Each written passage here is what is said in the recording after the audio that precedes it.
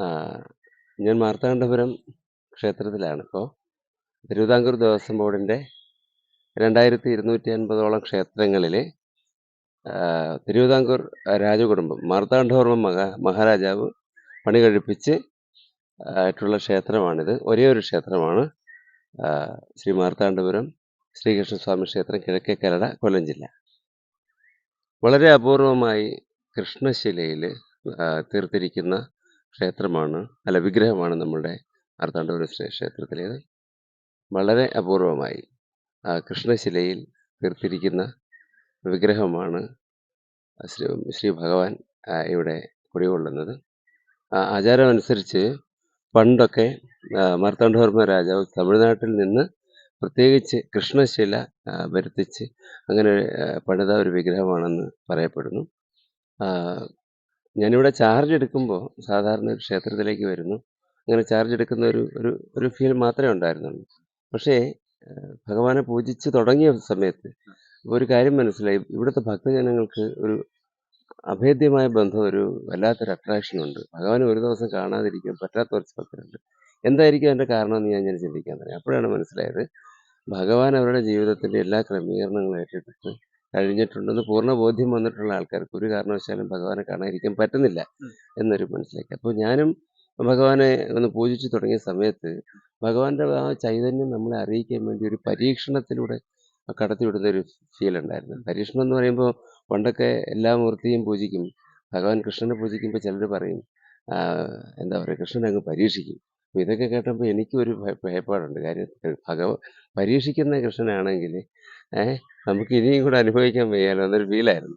സത്യത്തിൽ കൃഷ്ണനെ അങ്ങോട്ട് പൂജിച്ചു തുടങ്ങിയപ്പോൾ ജീവിതത്തിൽ നമ്മൾ പഠിക്കേണ്ട കാര്യങ്ങൾ, ഞാനിവിടെ ചൈതന്യം കൂട്ടിക്കൊള്ളുന്നു എന്ന് പ്രത്യക്ഷത്തിൽ മനസ്സിലാക്കി തരുന്ന തരത്തിൽ ഭഗവാൻ നമ്മുടെ അനുഭവത്തിലൂടെ പലതും നമ്മളെ അനുഭവിപ്പിക്കാൻ തുടങ്ങി. പിന്നീട് പരീക്ഷണങ്ങൾ വന്നു. ആ പരീക്ഷണത്തിൻ്റെ ഏറ്റവും വലിയ പ്രത്യേകത അത് ജീവിതത്തിലെ ഒരു ആനന്ദം തരുന്ന അനുഭവം.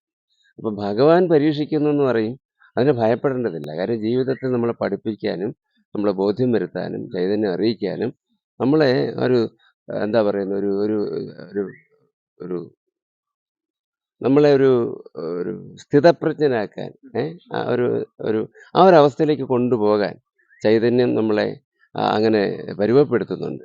എത്ര വലിയ പ്രതിസന്ധികളെയും തരണം ചെയ്യാനായിട്ട് നമുക്ക് ശക്തി തരുന്ന തരത്തിലാണ് ഭഗവാൻ ഇവിടെ ഉള്ളതെന്ന് അങ്ങനെ മനസ്സിലായി. ഇപ്പോൾ അതുകൊണ്ട് ഇപ്പോഴത്തെ ഒരു പ്രത്യേകത എന്ന് വെച്ചാൽ ഭഗവാൻ ശ്രീകൃഷ്ണനെ പൂജിച്ച് തുടങ്ങിയ സമയത്ത്, പ്രത്യേകിച്ചും മാർത്താണ്ഡപുരം ക്ഷേത്രത്തിൽ പൂജിച്ച് തുടങ്ങിയ സമയത്ത് ഈ ശരണാഗതി അടയുക എന്ന് പറയത്തില്ലേ, സർവം സറണ്ടർ ചെയ്യുക, സർവം സമർപ്പിക്കുക. അതായത് സമർപ്പണം എന്ന് പറയുമ്പോൾ നമ്മുടെ ജീവിതത്തിൽ പല പരീക്ഷണങ്ങളും പ്രതിസന്ധികളും ദുഃഖങ്ങളും ദുരിതങ്ങളും ഒക്കെ ഉണ്ടാവും. പക്ഷേ ഏത് പ്രതിസന്ധി വന്നാലും സർവവും ഭഗവാന്റെ പാദങ്ങളിൽ സമർപ്പിച്ച് കഴിയുമ്പോഴത്തേക്ക് ഒരു പ്രത്യേകതയുണ്ട്. നമുക്ക് എല്ലാ ഭാരവും തീർന്നു, എല്ലാ പ്രശ്നങ്ങളും ഈ പുലി പോലെ വന്നത് എലി പോലെ പോകുന്ന പറയത്തില്ലേ, അങ്ങനെ ഒരു അനുഭവം. പക്ഷേ ഈ കാര്യം ഇവിടെ വരുന്ന ഭക്തജനങ്ങൾക്ക് വ്യക്തിപരമായിട്ട് അറിയാം. പക്ഷേ തിരുമേനിക്ക് ഇവിടെ പൂജ തുടങ്ങിയതിന് ശേഷം തിരുമേനിക്ക് വ്യക്തിപരമായിട്ട് ഭഗവാനിൽ നിന്നുണ്ടായ അനുഭവം എന്തെങ്കിലും പറയാം പ്രേക്ഷകർക്ക്?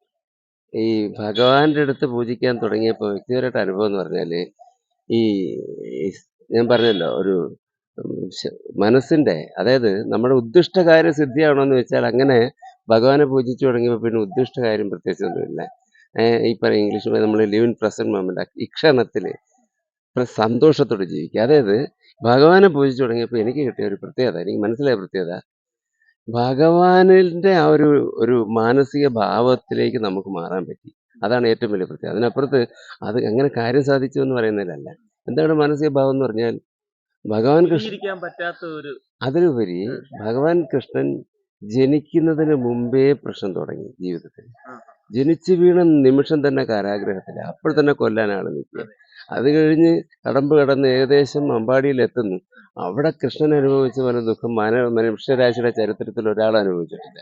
അത് കഴിഞ്ഞ് ദ്വാരകയിലേക്ക് പോകുമ്പോഴായാലും ഈ ലാസ്റ്റ് നമ്മുടെ ഈ കുരുക്ഷേത്ര യുദ്ധത്തിലാണെങ്കിലും എത്രയൊക്കെ നല്ലത് കിട്ടിയിട്ടും പരാതികളും പരിഭവങ്ങളും കുറ്റപ്പെടുത്തലുകളും ഒക്കെ കേട്ട് വളരെയും ഓരോ നിമിഷവും പല അമ്പാടിയിലൊക്കെ ഉള്ളപ്പം പല അസുരന്മാരല്ലേ, പൂതന ഉൾപ്പെടെ ഋണാവർത്തൻ, അഘാസുരൻ, ബകാസുരൻ, അങ്ങനെ എത്രയോ അസുരന്മാർ ഓരോ നിമിഷവും വരുമ്പോൾ, കൃഷ്ണൻ ഇല്ലായ്മ ചെയ്യാൻ വരുമ്പോൾ കൃഷ്ണൻ സമചിത്തതയോടു കൂടിയാണ് നേരിട്ടത്. അതിപ്പോൾ ഭഗവാനെ പൂജിച്ചപ്പോൾ നമുക്ക് കിട്ടിയ ഒരു പ്രത്യേകത, ജീവിതത്തിലെ എല്ലാ പ്രതിസന്ധികളെയും സമചിത്തതയോടെ നേരിടാനുള്ള ഒരു മനസ്സ്, മാനസിക ഭാവത്തിലേക്ക് നമ്മളെ എത്തിച്ചു.